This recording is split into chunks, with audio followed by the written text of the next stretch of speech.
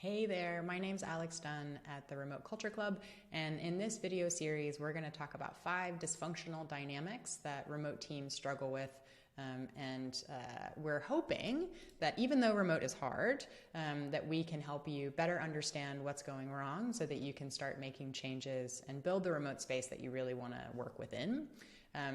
Because we find that sometimes it's hard to explain exactly why remote is difficult, and it's because there's different personalities and preferences and projects and roles and responsibilities and values and missions, and because of that, it makes it difficult to pinpoint what you want to do about it. So the purpose of this video series is to share 5 dysfunctional dynamics that we see often in teams, so that you can get more specific about the changes that you might want to make as a group. I'm going to give you the overview of the 5 now, and then each video in the series will go deeper into each of the dynamics and give you some specific steps you can take to address them. So the first is the availability trap. In the availability trap, you need to have people, colleagues on your team, be present to be able to unblock or answer questions. This means that if people aren't available, people get stuck. And this has a lot of effects on the culture that your organization ends up perpetuating, and we can talk more about that.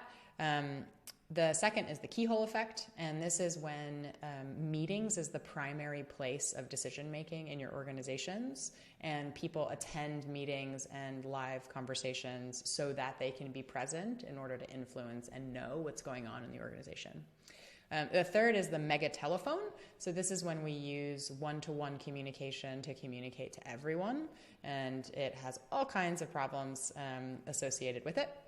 The fourth is the spew, which is when we create a ton of documentation and lots of information in our organization, but it's still really difficult to find what we actually need to know because there's just so much information around us.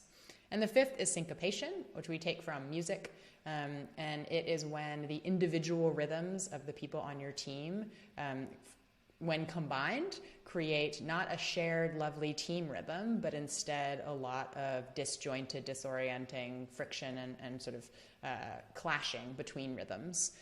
So each of these dynamics has a lot of components. It can show up in different ways in different kinds of organizations, but we hope by naming them and giving you a suggested action item for each, if they resonate, will be helpful and get you on your way to understanding what's working and what isn't in your remote culture. So without further ado, head on to the next videos, and we can dig deeper into each of these dynamics.